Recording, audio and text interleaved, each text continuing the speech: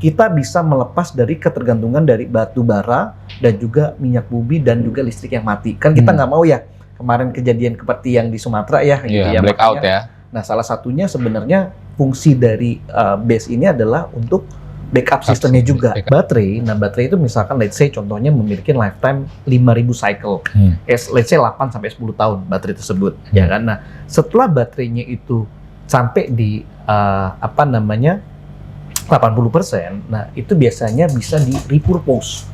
Repurpose itu bisa digunakan ya kan, yang awalnya tadi sebagai e-mobility gitu ya, sebagai menggerak. Nah, itu bisa dipakai untuk battery energy storage system, untuk BESS ya kan, untuk misalkan backup system. Nah, kalau misalkan habis itu sudah dipakai, nah baru habis itu bisa di recycle. Nah, di recycle-nya itu karena tadi lithium bahannya mahal, tadi nikel ada, nah itu bisa dipisahin lagi tuh dari proses metalurgi lagi. Dan bisa jadi baterai lagi kembali. Gitu loh.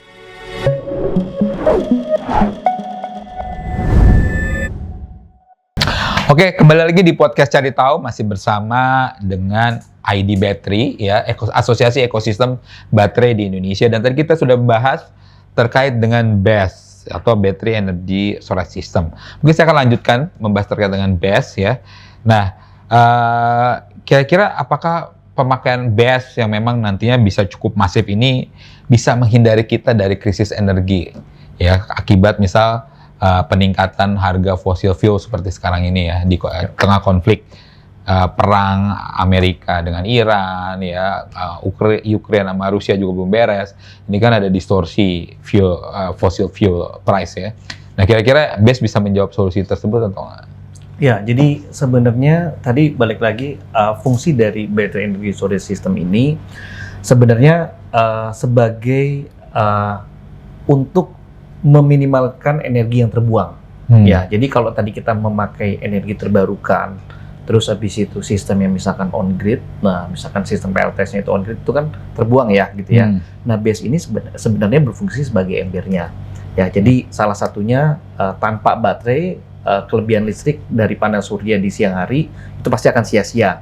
Dan BESS ini sebenarnya dari segi efisiensi dan pemanfaatan energi terbarukan itu kita mengetahui bahwa tempat penyimpanannya itu dan bisa dirilis di malam hari itu sebenarnya adalah sebuah solusinya. Dan kalau kita mengetahui juga terkait dengan apakah BESS ini juga bisa menghindarkan dari krisis energi fosil, yes pastinya. Ya, karena secara bertahap untuk krisis energi fosil terjadi karena keterbatasan stok atau fluktuasi harga global. Ya, dan dengan mengkombinasikan energi terbarukan EBT plus BESS dengan skala besar, kita bisa membangun kedaulatan energi yang mandiri pastinya. Ya, dan juga BESS ini adalah kunci agar kita bisa melepas dari ketergantungan dari batu bara dan juga minyak bumi dan juga listrik yang mati. Kan kita nggak mau ya kemarin kejadian seperti yang di Sumatera ya, gitu ya. Blackout Makanya, ya. Nah, salah satunya sebenarnya fungsi dari BESS ini adalah untuk backup sistemnya juga. Backup sistem. Gitu. Jadi balik lagi kayak komputer dengan UPS-nya lah ya. Betul. Oke, gampangnya seperti itu ya. Betul. Nah, oke, kalau kita bicara mengenai produsen baterai kendaraan listrik, sekarang kita beralih nih ke EV ya. Yang termasuk juga anggota dari ID Battery ya. Tadi kita bahas BESS sedikit, sekarang kita balik lagi ke EV Battery. Apakah memang selama ini pasokannya untuk baterai ini adalah untuk roda 4 di Indonesia ya, ataukah roda 2 juga? Ya. Dan kira-kira ini sama nggak sih sebenarnya kita antara roda 4 sama roda 2? Jadi kan curious pasti kalau di sisi orang awam ya. Cara kualitas baterai antara motor dan juga EV roda 4. Ya, jadi benar. Jadi kalau misalkan kita ngomongin EV roda 2, roda 4, nah sebenarnya itu sudah mencakup keduanya gitu ya. Jadi sudah mencakup keduanya, bahkan transportasi publik bis juga itu juga sebenarnya juga menggunakan baterai yang sama gitu ya.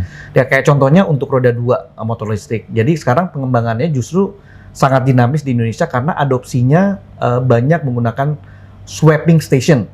Ya, swapping station atau kita sebut kayak tempat penukaran gitu ya, penukaran baterai yang sangat cocok untuk mostly di pasar urban dan juga ojek online. Kita kan tahu sekarang ojek online juga banyak ya, gitu ya. Dan mostly memang mereka menggunakan swappable ya dari baterai lithiumnya. Dan anggota ID Battery aktif juga menyuplai Dan banyak sekali yang kita menyuplai ke perusahaan-perusahaan tersebut ya, khususnya karena ya kita perusahaan-perusahaan kami di member-member ini memang perusahaan-perusahaan dunia yang berinvestasi di Indonesia gitu loh. Jadi pastinya juga mensupport tadi ekosistem kendaraan roda 2 maupun roda 4 gitu. Oke, jadi roda 2 dan roda 4 memang sekarang roda 2 pun marketnya udah mulai terbuka ya, besar ya. Betul. Oke. Nah, kalau kita bicara lagi dengan battery, lifetime battery ini rata-rata berapa lama sih? Dan kita bicara quality battery ini dilihat dari apa aja ya?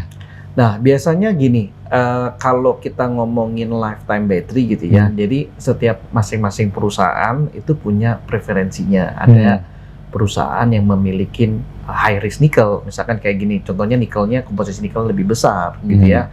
Ada juga komposisi contohnya ferronya yang lebih banyak gitu ya. Nah, masing-masing itu misalkan NMC ataupun LFP ada plus minusnya. Ya kan, yang satu mungkin ketika ngomongin NMC ya kan, well actually kita tahu bahwa nikelnya ini dari Indonesia gitu. Jadi ya. NMC niken, mangan, kobalt. Ya, nikel, mangan, kobalt gitu ya. Kalau lithium ferrofosfate. Oh, LFP lithium ferrofosfate. Ya, Oke. nah Itu buat knowledge kita bersama nih teman-teman ya.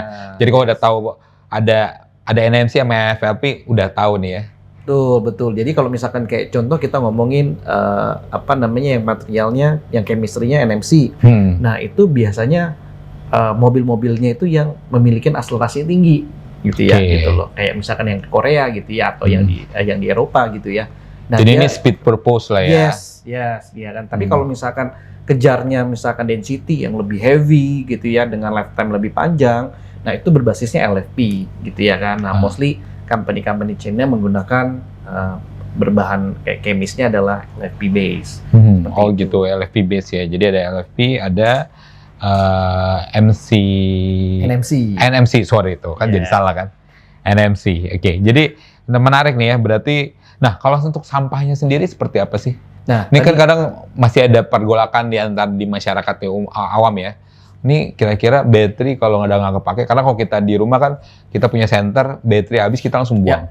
Meskipun buangnya harusnya nggak ke tempat sampah karena itu kan B3 juga gitu ya.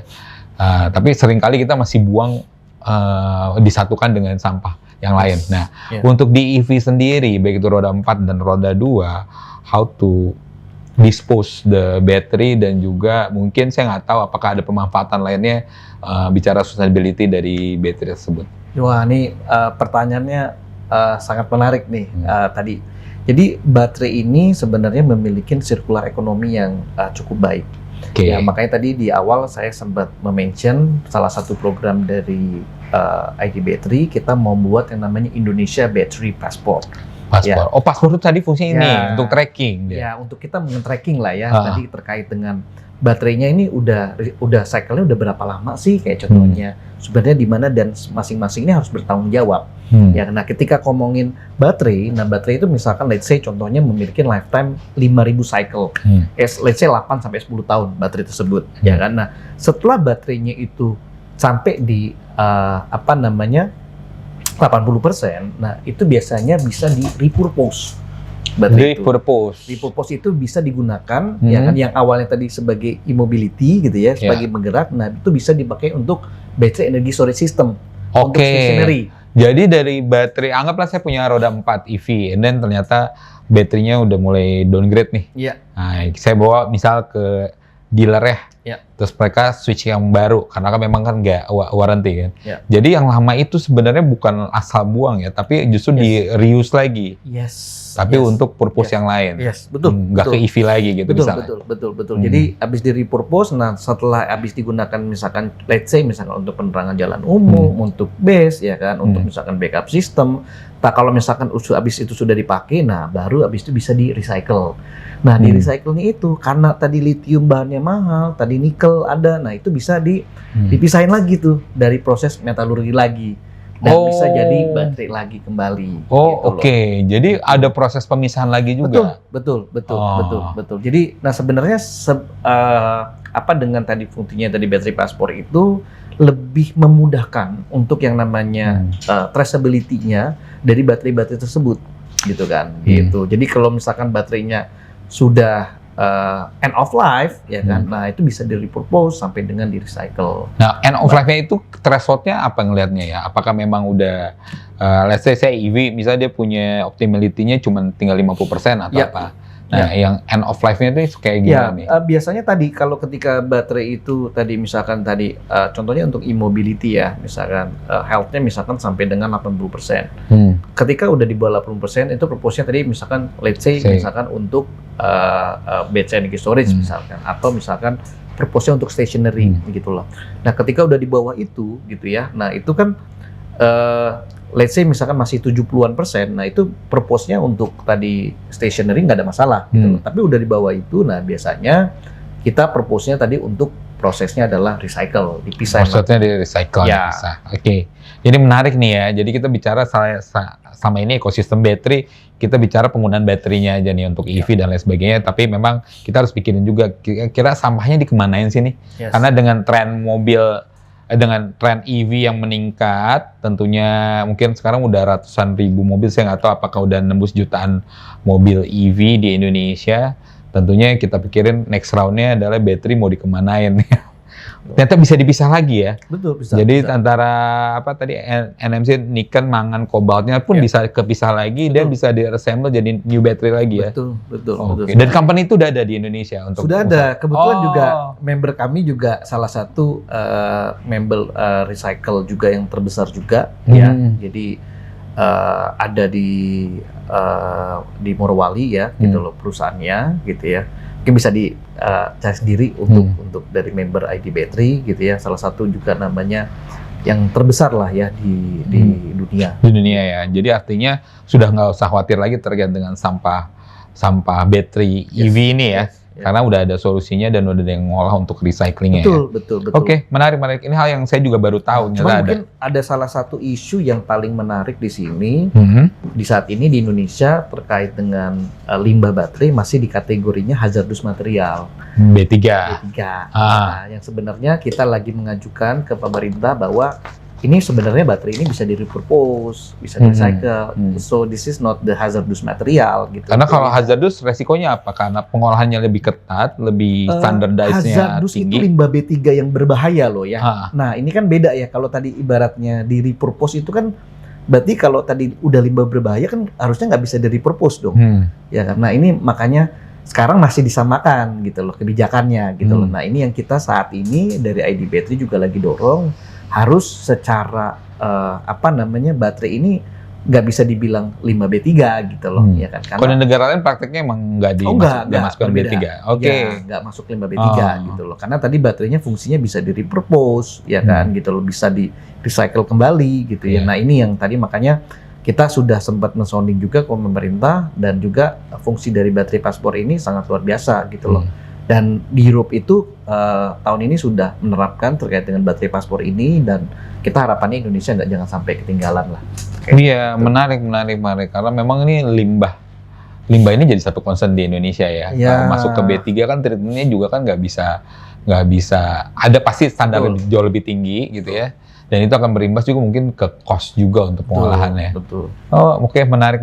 Dan negara lain nggak masuk B3 ya? Di negara lain sih nggak masuk yang namanya limbah B3 gitu ya. Cuman ya di Indonesia kan biasanya belakangan ya gitu ya. Iya, saya sih tahu dari baterai yang zaman dulu kita yang kecil itu pun dan dianggapnya B3 kan. Nah, beda. Kalau itu kan berbeda ya materialnya ya. Kalau ini kan menggunakan tadi lithium ion battery ya gitu loh, dimana dari baterai ini juga bisa di-repurpose kembali gitu ya. Dan ini ya tadi memang kita mengajukan ke pemerintah, ya seharusnya ya pemerintah mensupport lah ya tadi terkait dengan kebijakannya dan juga regulasinya seperti apa.